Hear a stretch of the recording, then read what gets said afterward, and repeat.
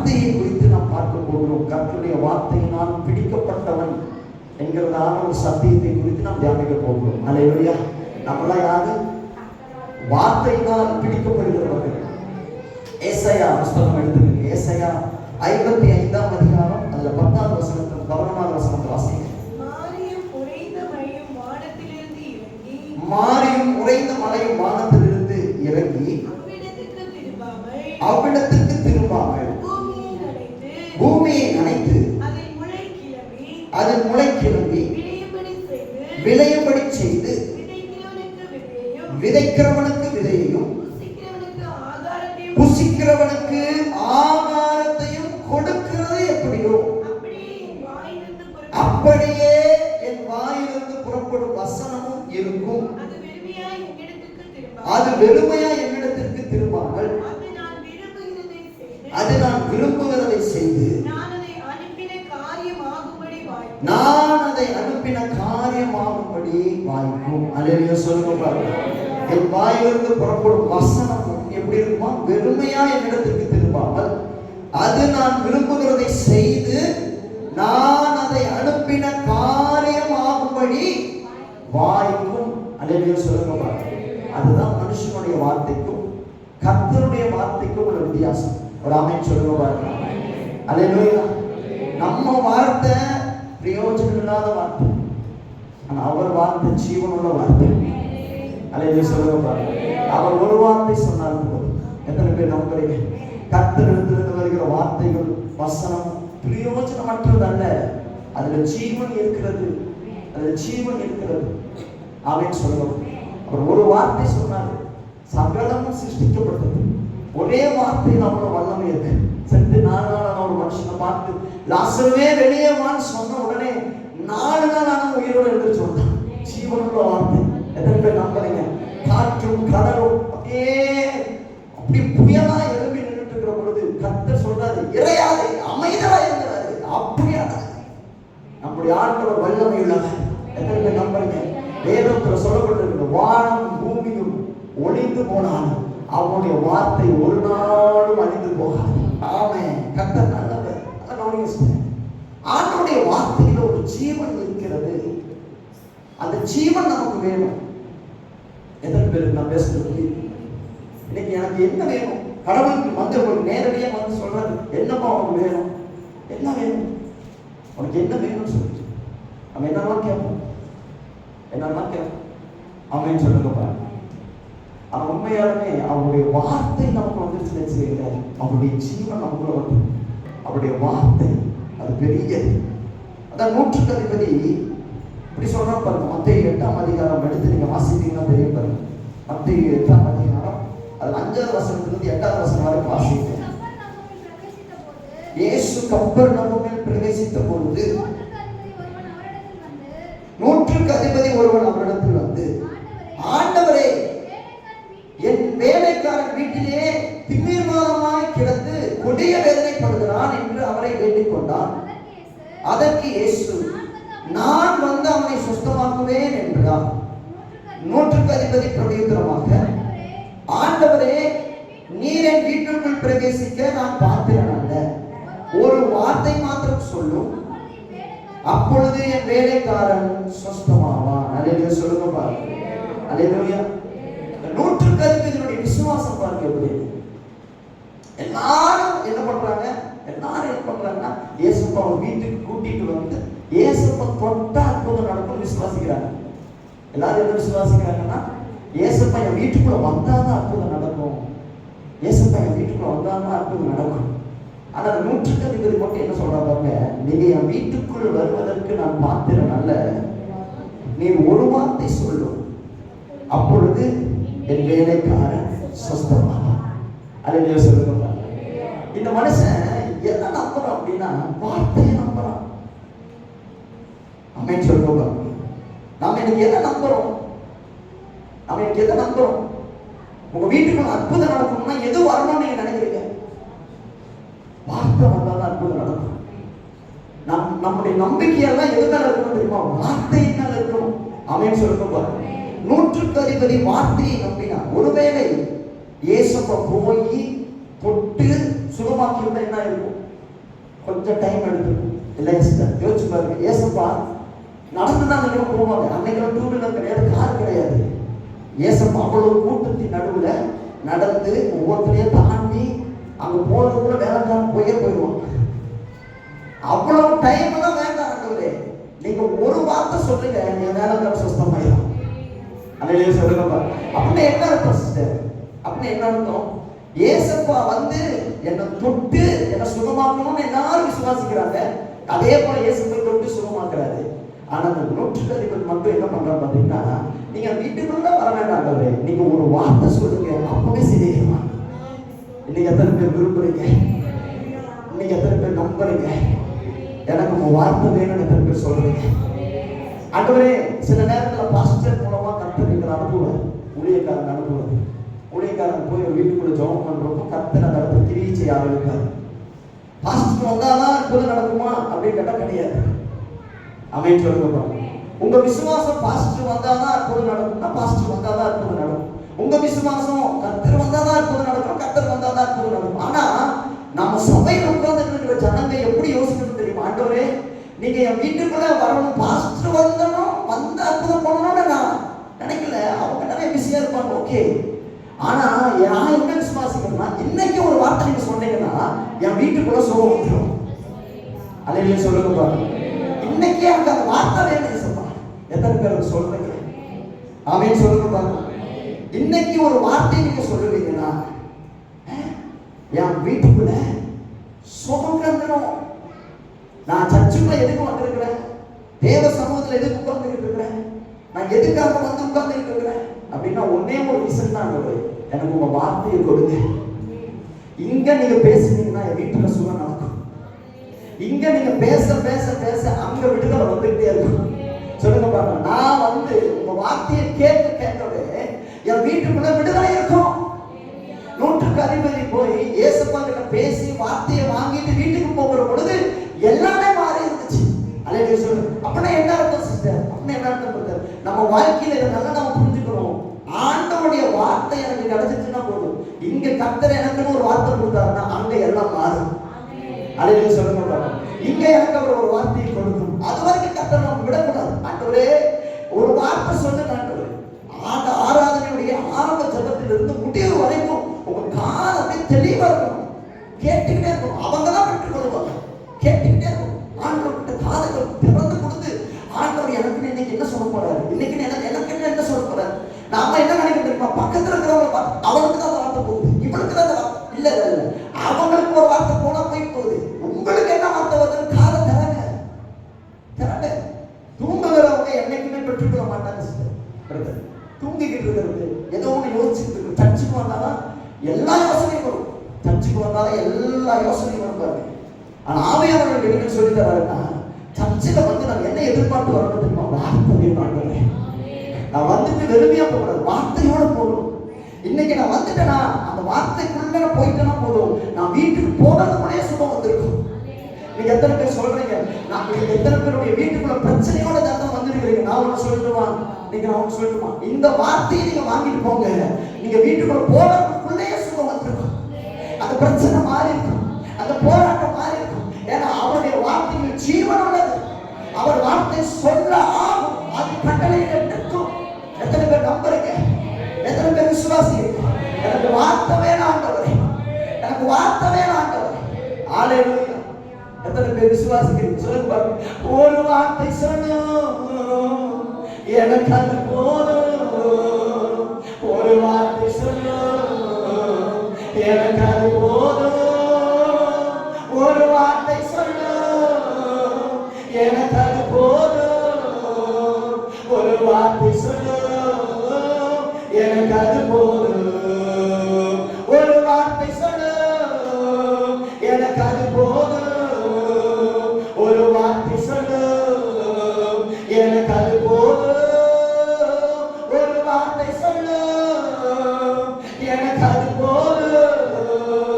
ஒரு வார்த்தை சொல்லும், எனக்கு அது போதும். ஹல்லேலூயா, ஹல்லேலூயா. நூற்றுக்கு அதிபதியுடைய விசுவாசத்தை பார்த்து கர்த்தர் இயேசுவை கேட்டு ஆச்சரியப்பட்டு தமக்கு பின் செல்லுகிறவர்களை நோக்கி, இஸ்ரவேலருக்குள்ளும் நான் இப்படிப்பட்ட விசுவாசத்தை காணவில்லை என்று மெய்யாகவே உங்களுக்கு சொல்லுகிறேன். அல்லேலூயா சொல்லுங்க. எத்தனை பேர் நம்புறீங்க? இன்னைக்கு நான் வார்த்தையை பெற்றுக் கொள்வேன். நான் வீட்டுக்கு போகிறதுக்குள்ள அற்புதம் நடந்திருக்கும். இன்னைக்கு நான் வார்த்தையை பெற்றுட்டேன்னா நான் எந்த இடத்துல போய் நிற்க போறேன்னா அதுக்கு முன்னாடி அற்புதம் நடந்திருக்கும். அதான் பாருங்க, அந்த வசனம் சொல்லுது பாருங்க, நீங்க எடுத்து வாசிக்கணும் அப்படின்னு தெரியும். அந்த 14வது வசனம், சாரி 13வது வசனத்தை எடுத்து வாசிக்கணும். பின்பு இயேசு 160 நோக்கி, நீ போகலாம், நீ விசுவாசித்தபடியே உனக்கு ஆக கடவுது என்றார். அந்த நாளிகையிலே அப்படின்னு என்ன தெரியுமா? அவர் எப்ப சொன்னாரோ அந்த நிமிஷத்துல அவன் வேலைக்காரன் சுத்தமாயிட்டான். அப்படி என்ன பிரச்சனை? இங்க பேச பேச அங்க சுகம் வந்துகிட்டே இருக்கும். இங்க பேச பேச சொல்லுங்க, இங்க பேசினா சொல்லுங்க, ஆண்டவரே இங்க நீங்க பேசினா என் வீட்டுக்குள்ள நடக்கும், அற்புதம் நடக்கும். இங்க நான் பேச பேச என் வேலை செய்யற இடத்துல அற்புதம் நடக்கும். இங்க நீங்க பேச பேச என் குடும்பத்துக்குள்ள அற்புதம் நடக்கும். இங்க நீங்க பேச பேச என் சரீரத்தில் இருக்கிற வியாதி என்னை விட்டு ஓடி போகும். இங்க நீங்க பேச பேச பேசதான் அங்க பிசாசு நடுவான். ஹalleluya. ஆண்டவருடைய ஆலயத்துல வந்துட்டு வார்த்தையினால ஒரு மனுஷன் போறானா அவன் வெறுமையா போறவனா இருக்கான். வெறுமையா போறவனா. ஆயக்காரனும் பரிசேயனும் 2 பேர் ஜெபம் பண்றாங்க. என்ன ஜெபம் பண்றாங்க? ஆயக்கா பரிசேயன் சொன்னா, நான் வந்து அவங்க நீதியெல்லாம் சொன்னா உபவாசிக்கிறேன், கஷ்டமா கொடுக்குறேன், நான் பிறந்ததுல இருந்தே உங்க நீதியெல்லாம் கடைபிடிக்கிறேன், வெறுமையா பேசலாம். ஆயக்காரன் சொல்லலாம், ஆண்டவரே வானம் உங்களை பார்க்கறதுக்கு கூட அது தகுதி இல்லை, இந்த பாவி மன்னிங்கன்னு சொல்லிட்டு யாரு கூட அடிச்சுட்டு அழுகிறான். அப்ப ஆண்டவர் சொல்றாரு, யாரு தெரியுமா மன்னிக்கப்பட்டவங்க போனா? ஆயக்காரன். நாம வெறுமையா போகிறவர்களா இருக்கக்கூடாது. சொல்லுங்க பார்க்கலாம், வெறுமையா போகிறதுக்காக நான் வரல ஆண்டவர், கடமைக்காக.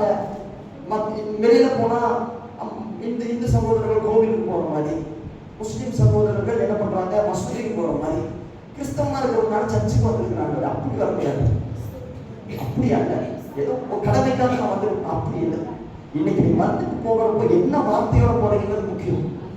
இன்னைக்கு நீங்க வந்துட்டு போறீங்கள ஒரு நோட்டில் எழுதுங்க, இன்னைக்கு கர்த்தர் என்ன வார்த்தையை கொடுத்தாருன்னு எழுதி விசுவாசிச்சுட்டு போங்க. அது அப்படியே நடக்கும், அது அப்படியே ஆகும். என்ன சொன்னது மனிதன் அல்ல, சொன்னது கர்த்தர். கர்த்தர் சொன்னால் ஆகும், அவர் கட்டளையிட்டால் நிற்கும். ஹalleluya. ஆகாதென்று எதுவும் உங்கள் காணவில்லை, அதிகாரத்தில் உண்மை போல யாரும் இல்லை. ஆமென். ஆகாதென்று எதுவும் உங்கள் காண்பதில்லை, அதிகாரத்தில் உண்மை போல யாரும் இல்லை. ஒரு வார்த்தை சொன்னால் என் வாழ்க்கை மாறும், என் நினைவுகளும் மாறும். ஒரு வார்த்தை சொன்னால் என் வாழ்க்கை மாறும், ஒரு வார்த்தை என் நினைவுகளும் மாறும். ஒரு வார்த்தை சொன்னால், நீ சொன்னால் மாறும், நீ சொன்னால் மரணம் மாறும், நீ சொன்னால் வியாதிகள் மாறும், நீ சொன்னால் மரணம் மாறும். இயேசுவே நீ சொன்னால் மாறாத ஒன்றுண்டோ, இயேசுவே நீ சொன்னால் மாறாத ஒன்றுண்டோ. ஒரு வார்த்தை சொல்லும், எல்லாம் சேர்ந்து எனக்கு அது போதும். ஒரு வார்த்தை சொல்லும், அப்போதும் எனக்கு அது போதும். ஒரு வார்த்தை சொல்லும், எனக்கு வார்த்தை வேணும் சொல்லுவாங்க. அப்படியே சொல்லுவாங்க, எதுவும் வேணாம், வார்த்தை போதும். ஆமென். ஒரு வார்த்தை சொல்லு, அப்பா எனக்கு அது போதும். ஒரு வார்த்தை சொல்லு, எனக்கு அது போதும். ஒரு வார்த்தை சொல்லு. ஹalleluya, ஹalleluya. எத்தனை பேர் நம்புறீங்க? நீங்க ஒரு வார்த்தை சொல்லுங்க. இந்த சர்ச்சுக்கு வந்ததே வார்த்தையை கேட்கறதுக்காக, இந்த சர்ச்சுக்கு வந்திருக்கிறதே நான் வெறுமையா போறதுக்காக அல்ல, நான் வார்த்தையோடு போறதுக்காக. ஒவ்வொரு ஞாயிற்றுக்கிழமை நான் வார்த்தையை பிடிச்சுட்டு தான் போவேன். ஆண்டவரே வார்த்தை இல்லாம நான் போகக்கூடாது ஆண்டவரே. சொல்லுங்க, அண்ணாள் பாருங்க, வார்த்தை இல்லாம போகவே இல்லை, வார்த்தையோட தான் போன அண்ணாளுக்கு அற்புதம் நடந்துச்சா நடக்கலையா? நடந்துச்சு. ஏன்னா அவருடைய வார்த்தை ஒருபோதும் வெறுமையா ஒரு இடத்துல திரும்பி வருவது இல்லை. யார் அழுகிறாங்களோ, யார் கண்ணீர் விடுறாங்களோ, யார் தன்னுடைய பாவத்தை எல்லாம் கர்த்தர் சமூகத்தில் இறக்கி வைக்கிறாங்களோ அவங்கள அவர் வார்த்தை அனுப்புகிறவராக இருக்கிறார். ஹalleluya சொல்லுங்க பாருங்க. எனக்கு வார்த்தை வந்தா போதும். சொல்லுங்க ஆண்டவரே, கையை உயர்த்தி அப்படியே சொல்லலாம். எனக்கு உங்க வார்த்தை போதும் ஆண்டவரே, எனக்கு அந்த வார்த்தை போதும். இங்க நீங்க பேச பேச அங்க எல்லாம் மாறும். நீங்க அந்த கட்டளையிட அங்க எல்லாம் நிற்கும். என் வாழ்க்கை அழிக்க வருகிற எல்லா சத்துருக்களும் உங்க வார்த்தையை கேட்ட அடங்குவாங்க ஆண்டவரே. உங்க வார்த்தை ஒன்றுதான் என்ன வாழ வைக்கும். ஹalleluya. அந்த வார்த்தையை நம்பி நான் வந்திருக்கேன். எத்தனை பேர் விசுவாசிக்கிறீங்க? ஹalleluya, ஹalleluya, ஹalleluya. ஆமென், ஆமென், ஆமென், ஆமென். அதுதான் கர்த்தருடைய வார்த்தை பாருங்க. ஒரு லேகியம் பிசாசு கர்த்தருக்கு முன்னாடி அடங்குது பாருங்க. வார்த்தைக்கு முன்னாடி காற்றும் கடலும் அடங்குதுங்க. செத்து போய் 4 நாளான ஒரு மனுஷன் எழுந்திருச்சு வராங்க. ஒரே வார்த்தை, என்ன பேசல. கர்த்தர் போய் கச்ச கச்ச கச்சன்னு பேச ஒரே வார்த்தை, இறையாதே அமைதலாய். இங்க கர்த்தர் இறையாதே அமைதலாய் அங்க அல்ல அடங்கும். இங்க லாசரே எழுப்புங்க அப்படின்னு சொன்னா அங்க மரித்து போனவங்க எழுந்திருச்சு வருவாங்க. எத்தனை பேர் நம்புறீங்க? எத்தனை பேர் விசுவாசிக்கிறீங்க? லேகியோன் பிசாசுகள், லேகியோன்னால 5000 பிசாசுகளுக்கு மேலையா, 5000 6000 பிசாசுகளுக்கு மேல, எத்தனையே தெரியாது. மேல 6000 பிசாசுகள் ஒரு மனுஷன் கூட இருந்த எப்படி யோசிச்சு பாருங்க. அந்த லேகியோன் பிசாசு பிடிச்சிருந்த மனுஷன் ஏசப்பாவை பார்த்த உடனே மண்டியிட்டு அழுகிறான். எங்களை வேதனைப்படுத்தாதபடி உமக்கு ஆணைகிறோம். அமேன் சொல்லுங்க. ஒரே வார்த்தையில 6000 பிசாசுகளுக்கு மேல இருக்கிற அத்தனை பிசாசுகள் ஓடி போச்சு. அதுதான் கர்த்தர். என்னைக்கு முக்கியம் சிஸ்டர்? அவர் வார்த்தை தான் முக்கியம். பிசாசு நிறைய இருக்கிறான் பாஸ்டர். எத்தனை பிசாசு இருந்தாலும் அவர் வார்த்தை முன்னாடி இருந்து வச்சுக்கீங்களேன், எல்லாமே அடங்கும். அவர் வார்த்தைக்கு முன்னாடி ஒருத்தனால இருக்க முடியாது. எத்தனை பேர் நம்புறீங்க? ஹalleluya, ஹalleluya. அவருடைய வார்த்தை இருப்பதற்காக ஸ்தோத்திரம். ஆமென் சொல்லுங்க. நம்முடைய வாழ்க்கையில அவருடைய வார்த்தை நமக்கு ரொம்ப அவசியமா இருக்கு. ஆமென் சொல்லுங்க. எத்தனை பேர் நம்புறீங்க? பக்கத்துல கைப்பிடி சொல்லுங்க பாருங்க. இன்னைக்கு எந்த வார்த்தையை பிடிச்சிட்டு போக போறீங்க? ஆமா, எந்த வார்த்தை உங்களுக்கு வரப்போகுது? ஹalleluya, ஹalleluya. நல்லவர். ஆமென் சொல்லுங்க பாருங்க. இன்னைக்கு ஆவியானவர் சில காரியங்களை நம்மளோட பேச வருவாங்க. நம் வாழ்க்கையில நம்ம எப்படிப்பட்டவர்களா இருக்கணும்னா, வார்த்தையை பிடிக்கிறவர்களாய் அல்ல, வார்த்தையால் பிடிக்கப்பட்டவர்களாய் இருக்க வேண்டும். அல்லேலூயா சொல்லுங்க பாருங்க. இந்த வார்த்தையை பிடிக்கிறவர்களுக்கும் வார்த்தையால் பிடிக்கப்பட்டவர்களுக்கும் நிறைய வித்தியாசம் இருக்கு. ஒரு ஆண்டவருடைய பிள்ளை எப்படி இருக்கணும் தெரியுமா? வார்த்தையால் பிடிக்கப்பட்டவர்களாய் இருக்க வேண்டும். அல்லேலூயா சொல்லுங்க பாருங்க. உலக மனுஷனுக்கு நமக்குள்ள வித்தியாசம் என்னன்னு சொல்லுங்க பாருங்க. உலக மனுஷனுக்கு நமக்குள்ள வித்தியாசம் என்ன தெரியுமா? கர்த்தரை அறியாத ஒரு மனுஷன் வார்த்தையை பிடிச்சிட்டு சுத்துவான். கர்த்தரை அறிந்திருக்கிற மனுஷன் வார்த்தையால பிடிக்கப்பட்டவனா இருப்பான். நீங்களும் நானும் வார்த்தையால பிடிக்கப்பட்டதுனாலதான் இந்த இடத்துல உட்கார்ந்துட்டு இருக்கிறோம். நாம வார்த்தையை பிடிச்சுக்கிட்டு இருக்கிறவங்களா இருக்கக்கூடாது. அல்லேலூயா சொல்லுங்க பாருங்க. இன்னைக்கு நிறைய குடும்பங்கள் சமாதானம் இழந்து போனதுக்கு காரணம் என்ன தெரியுமா? நிறைய குடும்பங்கள்ல சமாதானம் இழந்து போனதே காரணமே வீணான வார்த்தையை பிடிச்சிட்டு சுத்துவாங்க. நீ எனக்கு அப்படி அந்த பேசணும்ல. நிறைய குடும்பங்கள் இன்னைக்கு சமாதானம் இல்லாம சந்தோஷம் இல்லாம போனதுக்கு காரணமே என்ன தெரியுமா? மனுஷனுடைய வார்த்தையை பிடிக்கிறது, தேவையில்லாத வார்த்தைகளை பிடிக்கிறது. வார்த்தையை பிடிச்சிட்டு இருப்பாங்க, பகையா இருப்பாங்க பாருங்க. எப்போ தாத்தா தாத்தா பேசுறது இன்னைக்கு வரைக்கும் பகையா பிடிச்சிக்கிட்டு இருப்பாங்க. வார்த்தையை பிடிச்சிட்டு இருக்கிறவங்களுக்கு சமாதானம் இருக்காது. சொல்லுங்க பாருங்க ஒரு அடையாள. வார்த்தையை பிடிச்சிட்டு இருக்கிறவங்க என்னைக்கு சமாதானம் இருக்காது. வார்த்தையால பிடிக்கப்பட்டவர்களா நாம இருக்கணுமே தவிர ஒரு நாள் வார்த்தையை பிடிக்கிறவர்களா இருக்கவே கூடாது. எத்தனை பேர் ஒத்துக்கிறீங்க? ஆமென் சொல்லுங்க பாருங்க. பக்கத்துல கை பிடிச்சி சொல்லுங்க பாருங்க. நம்மளாம் வார்த்தையால பிடிக்கப்பட்டவர்கள். அப்ப கூட நிறைய பேர் கை கொடுக்க மாட்டாங்க. ஆமென் சொல்லுங்க பாருங்க. இந்த சிஸ்டர் அந்த சிஸ்டர் சேர் வந்தாலும் இப்படி என்ன ஆமென் சொல்லுங்க. கல்யாண வீட்டுல அப்படியே பந்தியில போய் உட்கார்ந்துருப்போம்.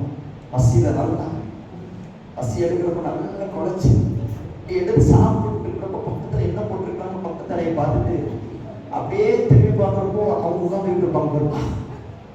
அப்படியே வச்சுட்டு இலையோட எடுத்து போயிடுவாங்க. ஏன்? வார்த்தையை பிடிச்சிட்டு சுத்திட்டு இருக்கிறோம். நம்ம எல்லாம் யாரு? வார்த்தையால பிடிக்கப்பட்டவங்க. வார்த்தையால பிடிக்கப்பட்டவங்க வார்த்தையை பிடிச்சிட்டு பாருங்க. நிறைய குடும்பத்தில் பாருங்க, குடும்பத்துக்குள்ளே ஒற்றுமை இல்லை, வார்த்தையை பிடிச்சிட்டு சுத்துறது. அன்றைய சொல்லுங்க பாருங்க. இன்னைக்கு நான் என்ன சொல்றேன்னா, நாம வார்த்தையால பிடிக்கப்பட்டவர்களா இருக்கிறோம் அப்படின்னா வார்த்தையை பிடிக்கவே கூடாது. மனுஷங்களுடைய வார்த்தை அதை பிடிச்சிட்டு அவன் அப்படி பாருங்க. அத்தனை பேர் என்ன பேசுறாங்க, என்னை பத்தி தான் பேசுறாங்க. அவன் பாருங்க சிரிக்கிறான், என்னதான் சிரிக்கிறான். ஏன் சிஸ்டர் பேசுனா பேசிட்டு விட்டுருங்க, பேசு. கத்துக்கணும் பதில் சொல்லிட்டு போறாங்க. ஆமென் சொல்லுங்க. கத்துக்கணும் பதில் சொல்லிட்டு போறாங்க. நீங்க அதை பிடிக்கணும்னு அவசியம் இல்லை. அவங்களை பார்த்தோம்னா நான் பார்க்க மாட்டேன், தரிசனம். ஒரே வீட்டில் இருப்பாங்க பாருங்க, மாமியார் மருமகன் சோதனை மூஞ்சியில பார்த்துக்க மாட்டாங்க. 2 பேரும் பகையா இருக்கும். ஒரே வீட்டில் ஹஸ்பண்ட் வைஃப் இருப்பாங்க, மூஞ்சி பார்த்துக்க மாட்டாங்க. என்ன என்ன வார்த்தை. சில பேர் வார்த்தையை வாயிலிருந்து பறிச்சுக்குவாங்க. அம்மையை சொல்லுவாங்க, பறிச்சு வச்சுட்டு வேணுங்கிறப்பெல்லாம் போடுவாங்க. தப்பு தப்பு, அன்னைக்கு பேசுறீங்கள, இந்த வாய்க்க அதான் வேறு. பொதுவாக ஒரு இடத்துல கேள்விப்பட்டேன், ஆண்கள் வந்து எப்பவுமே கோபத்தில் கத்திக்குவாங்க, பெண்கள் என்ன பண்ணுவாங்க, அந்த வார்த்தையெல்லாம் பொறுமையா வாங்கி இப்படி மாறு கோத்துக்கிற மாதிரி இப்படி கோத்து வச்சுக்குவாங்க. ஒரு டைம் கிடைக்கும் பாருங்க, அப்ப எடுத்து தப்பு போடுவாங்க வெடிகுண்டு மாதிரி. நான் பேசுனாப்பா அப்படிங்குவாங்க ஆண்கள். ஆனா பெண்கள் பார்த்தீங்கன்னா, நீ பேசுனதுக்கு அன்னைக்கு அந்த வருஷம் அந்த நிமிஷம் அந்த மணி நேரம் நீ எப்படி பேசுறது, நான் பேசுறேன். அதே ஆண்கள் மறந்துருப்பாங்க, ஆனா கரெக்டா போடுவாங்க பாருங்க. நம்மால் உண்டு. வார்த்தையை பிடிக்கிறவர்களாக இருக்கிற வரைக்கும் சமாதானம் இருக்காது. நீங்க வேதத்தில் ஒரு மனுஷனை குறித்து பார்க்க முடியும். சவுல் என்கிற ஒரு மனுஷன். இந்த மனுஷன் என்ன பண்ற, கர்த்தரால் அபிஷேகம் பண்ணப்பட்ட ராஜாவான ஒரு மனுஷன் வார்த்தையை பிடிச்சதுனாலே அழிஞ்சு போயிட்டான். ஆமென் சொல்லுங்க. சொல்லுங்க. அபிஷேகம் பண்ணப்பட்டிருந்தா கூட நீங்க வார்த்தையை பிடிச்சு சுத்திட்டு இருந்தீங்கன்னா உங்களுக்கு எந்த மேன்மையுமே வராது. அல்லேலூயா சொல்லுங்க பாருங்க. மேன்மையே வராது. எடுத்து வாசிச்சு பாருங்க. 1 சாமுவேல் 18ஆம் அதிகாரம் 6ஆம் வசனத்திலிருந்து 10ஆம் வசனம் வரைக்கும் வாசிங்க. தாவீது பெலிஸ்தியனை கொன்று திரும்பி வந்த பொழுது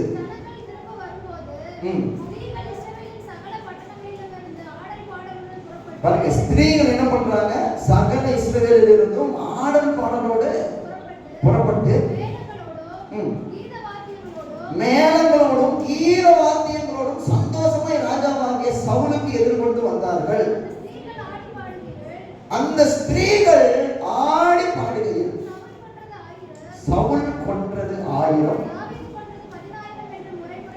பாருங்க, சவுல் கொன்றது 1000, தாவீது கொன்றது 10000 என்று முறையாக பாடினார்கள். அந்த வார்த்தை சவுலுக்கு எப்படி இருந்துச்சா, விசனமா இருந்தது. அவன் மிகுந்த எரிச்சல் அடைந்து தாவீதுக்கு 10000 எனக்கும் 1000 கொண்டார்கள், இன்னும் ராஜாவும் மாத்திரம் அவனுக்கு குறைவாய் இருக்கிறது என்று சொல்லி அன்னார் முதல் கொண்டு சவுல் தாவீதை காய்மார்க்கமாய் பார்த்தான். அந்த 10ஆம் வசனம் சொல்லுது பாருங்க, அதான் பெரிய விஷயம். மறுநாளிலே தேவனால் விடப்பட்ட பொல்லாத ஆவி சவுலின் மேல் இறங்கிற்று. அல்லேலூயா சொல்லுங்க பாருங்க. அல்லேலூயா. தாவீது பெலிஸ்தியர்களை கொண்டுட்டு வரான் சவுலோடு. இப்படி தாவீது வந்த உடனே இஸ்ரவேல் ஜனங்க எல்லாரும் என்ன பண்றாங்கன்னா, ஆடல் பாடலோட வந்து பெண்கள் என்ன பண்றாங்க பாருங்க, ஆடல் பாடலோட வந்து இப்படி சொல்றாங்க, சவுல் கொன்றது 1000, தாவீது கொன்றது 10000 சொல்லிட்டாங்க. தாவீதுக்கும் சவுலுக்கும் பிரச்சனையே கிடையாது. நீங்க பைபிள் ஃபுல்லா வாசிச்சு பாருங்க, ஒரு இடத்துல கூட தாவீது சவுலுக்கு துரோகம் பண்ணவே கிடையாது, பிரச்சனையே பண்ணது கிடையாது. ஒரே ஒரு வார்த்தை, அதாவது தாவீது சொல்லல, யார் சொன்னா, அந்த ஸ்திரீகள் என்ன பண்ணாங்க சொல்றாங்க. என்ன சொல்றாங்கன்னா, சவுல் கொன்றது 1000, தாவீது கொன்றது 10000.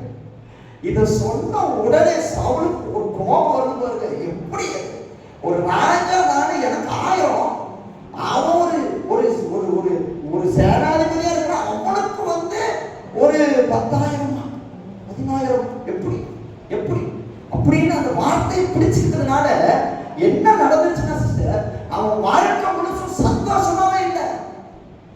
சவுளுடைய வசனங்களை வாசிச்சு பாருங்க.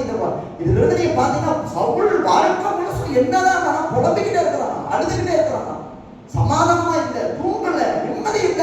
ஏன் நிம்மதி இல்ல? ஏன் ஆளுடைய பிள்ளைகளுக்கு நிம்மதி இல்லாம போகுது? அபிஷேகம் பண்ணப்பட்டவனுக்கு ஏன் நிம்மதி இல்லாம போகுது? கர்த்தரை ஆராதிக்கிறவனுக்கு ஏன் நிம்மதி இல்லாம போகுது?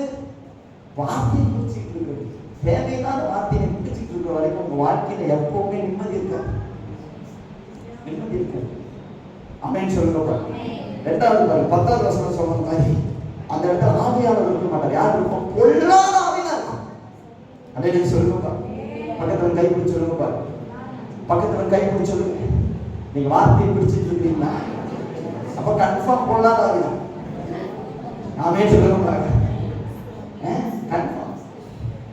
அல்லேலூயா, அல்லேலூயா. எத்தனை பேர் விசுவாசிக்கிறீங்க? ஆவியானவர் இருக்கணும்னா நான் வார்த்தையால பிடிக்கப்பட்டவன் இருக்கணும். இந்த வார்த்தையை பிடிச்சிட்டு சரி. அந்த பெண்கள் பாடிக்கிறதுலாம் கூட ராஜாவுக்கு முன்னாடி பாடிட்டாங்க. சரி பரவாயில்ல, தாவீது ஒரு நாள் ஜெயிச்சுட்டான், அது அவனுடைய டே, தாவீதின் டே. அதனால அவன் சந்தோஷமா இருக்க. சவுலுக்கு அந்த பெருமனமான்மை இல்லை பாருங்க, பெருந்தன்மை இல்லை பாருங்க. அது எப்படி சில பேர் அது எப்படி யோசிச்சுட்டே இருப்பாங்க. யோசிச்சுக்கிட்டே இருந்தீங்கன்னா வச்சுக்கீங்க, சீக்கிரம் சொல்றேன், நிம்மதி இழந்து போயிருந்தீங்க. இன்னைக்கு ஆவியானவர் சொல்றாரு, யோசிக்காத, அவருடைய வார்த்தையை நான் பிடிக்கணும். அல்லேலூயா சொல்லுங்க. நீ வார்த்தையை பிடிக்கிறவங்க இருக்கக்கூடாது, வார்த்தை உன்னை பிடிக்கிறதா இருக்கும். எத்தனை பேருக்கு நான் பேசுறது புரியுது? இதே தாவீது பாருங்க, இவ்வளவு இன்னொரு இடத்துல தாவீது என்ன பண்றாங்க பாருங்க. 2 சாமுவேல் 16ஆம் அதிகாரம் அது 5வது வசனத்துல நீங்க வாசிப்பீங்கன்னா உங்களுக்கு தெரியும் பாருங்க.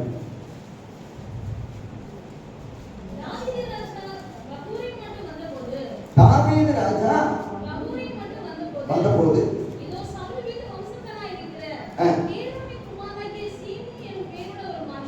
சிமேயி என்னும் பேருள்ள ஒரு மனுஷன் அங்கிருந்து புறப்பட்டு தூசித்துக் கொண்டே, தாவீது என்ன பண்றான் பாருங்க, சிமேயி தூசித்துக் கொண்டே நடந்து வந்து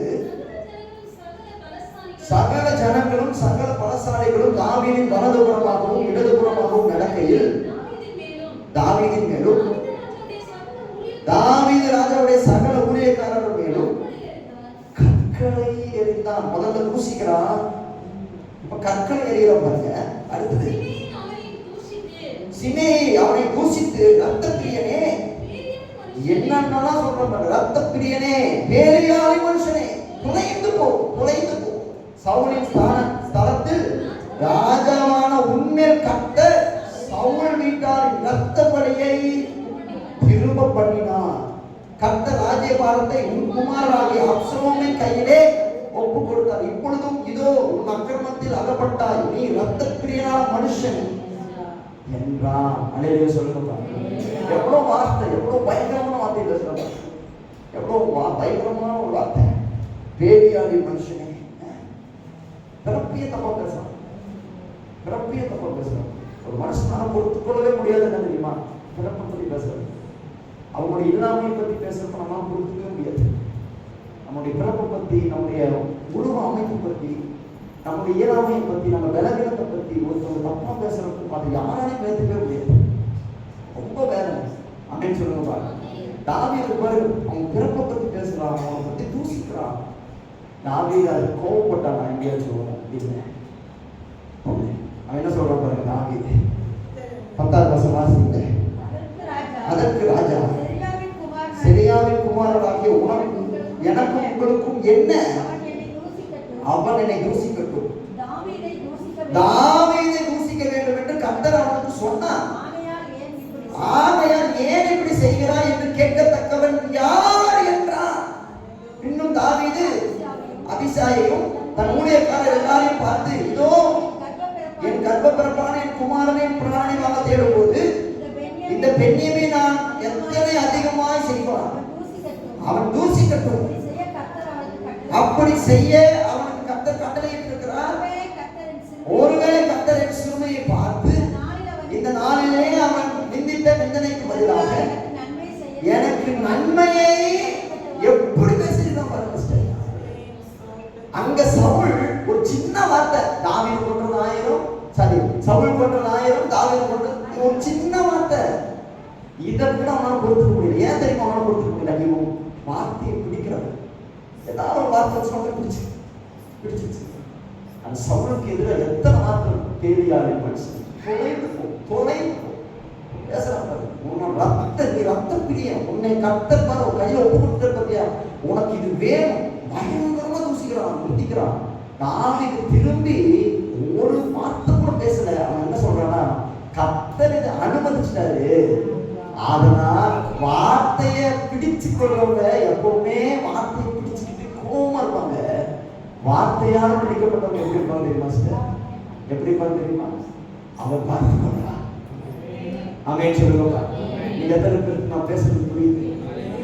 பேசுறவன் பேசுறோம். சிமையை பேசுறானா, பேசுறது கர்த்தர் அனுமதிச்சிட்டாரு, பேசுறோம். பேசுறவன் பேசுறோம். எவ்வளவு நாள் பேசுவான்? எவ்வளவு காலம் பேச முடியும்? கொஞ்ச காலம். அதுக்கப்புறம் என்ன ஆகும்?